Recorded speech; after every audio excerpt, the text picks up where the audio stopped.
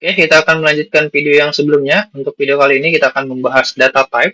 Oke, data type apa? Oke, kalau kita lihat di sini data type, oke.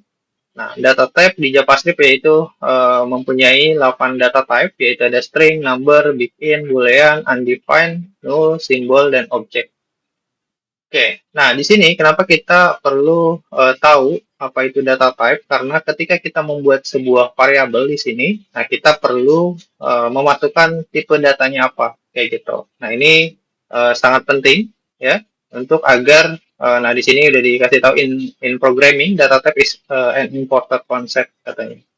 Jadi agar nanti ketika kita membuat sebuah variabel, jadi tahu nih datanya tipenya apa, kayak gitu.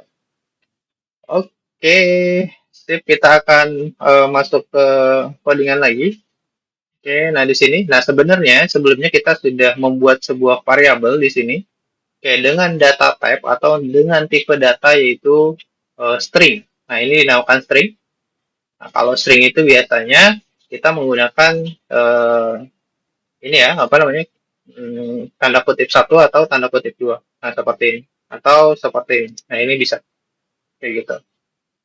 Oke, nah tadi yaitu ada beberapa di sini sudah kita pakai yaitu string dan number. Kita coba lagi kayak ini di komen aja. Oke, biar enak gitu ya, biar bersih. Oke, kita komen atau dihapus juga tidak masalah ini. Oke, kita akan melanjutkan di bawah sini. Oke, biar rapi kelihatannya. Oke, misal kita mempunyai variabel nama kayak gini, let nama, pakai bahasa Indonesia aja ya. Oke, misal kita mempunyai variabel nama, nah di sini kita harus tahu tipe data dari si nama ini apa, kayak gitu. Oke, nama ini misalnya kita kasih tipe datanya yaitu string. Nah, kalau misalnya string, kita gunakan tanda kutip satu atau tanda kutip dua.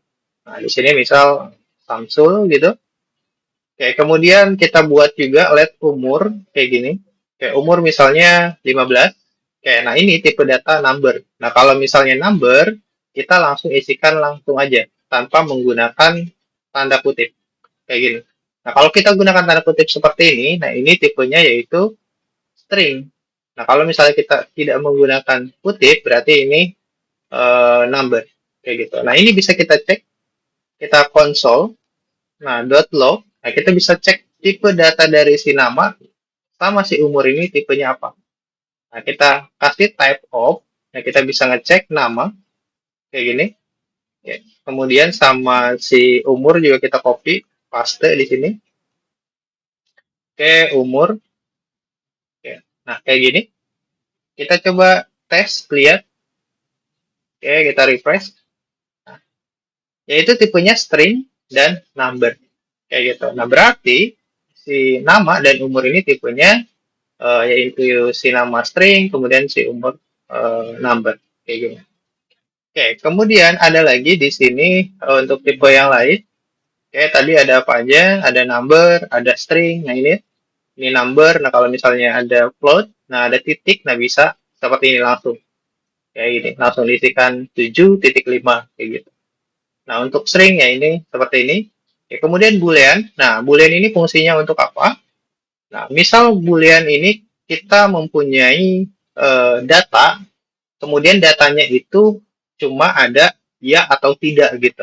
Nah, kalau misalnya, misal kalian memiliki jomblo gitu, kayak ini jomblo, nah kalian jomblo nggak nih gitu. Kalau misalnya kalian jomblo, berarti true, kayak gini, di sininya. Tapi kalau misalnya kalian nggak jomblo, berarti false, nah, atau tidak gitu. Nah, di sini. Jadi, untuk si tipe data true false ini hanya isinya ya atau tidak, kayak gitu. Kalau misalnya jomblo, misalnya kita isi tidak kayak gini, nah itu nggak bisa. Atau tidak kayak gini. Nah ini jadinya nanti jadinya string, bukan boolean. Nah kalau boolean itu tipenya ada apa namanya, data value-nya ada dua, true atau false. Misal kalau true, nah kalau misalnya kita cek, kayak kita copy aja, Ctrl C langsung kayak gini juga bisa, Ctrl C, kemudian paste di sini, Ctrl V, kemudian kita cek si jomblo ini. Oke, kita masuk ke browser lagi, oke, kita refresh. Nah, jadi tipenya dia boolean. kayak gitu. Nanti ini akan kepake untuk tipe yang boolean ini pasti nanti akan kepake gitu. Kalau kita nanti udah buat sebuah aplikasi ya. Oke. Kemudian untuk itu boolean, terus ada lagi setelah boolean yaitu ada objek ya, mungkin objek nanti dulu. Oke. Kalau objek kita buat satu video aja biar tidak kepanjangan gitu ya. Oke, kemudian ada tipe yang lain yaitu ada misalnya kita kasih let alamat. Oke, alamat. Nah, di sini alamat misalnya kita belum kita mau isi gitu. Nah, kita bisa kasih yaitu null kayak gini. Nah, berarti kalau misalnya kita nggak mau isi atau misal kita isiin null yang dimana nanti misalnya di bawah nanti kita isiin alamatnya di mana gitu kayak gitu. Alamat misal Tangerang gitu kayak gitu. Nah, ini bisa gitu ya. Nah, sebelumnya tapi alamatnya kita kosongkan dulu gitu di sininya. Nah, ini bisa nanti kita ketika kita buat sebuah aplikasi nanti kita akan pasti membuat seperti ini dulu kayak gitu. Oke. Nah, itu ada null, kemudian ada juga undefined. Misalnya di sini let kemudian hobi kayak gini. Oke. Nah, kalau misalnya kita cek lagi, kita copy, paste, paste. Oke. Misal contoh di sini kita kasih alamat, kemudian di sini hobi. Oke, kita cek lagi di sini. Oke, ke browser, kita cek di sini. Kita refresh. Nah, di sini ada boolean, kemudian ada objek, ada undefined. Oke, kita lihat lagi. Oke, type of oh, salah alamat. Oke, alamat di sini type-nya oke, karena dia type-nya null, jadinya kebacanya objek ya. Oke, tidak masalah ya. Oke, karena si null itu yaitu belum ada isinya di sini datanya. Oke, kalau kita lihat lagi di sini, oke kalau kita lihat lagi mana ya? Oke, bisa number undefined. Nah, undefined itu seperti ini.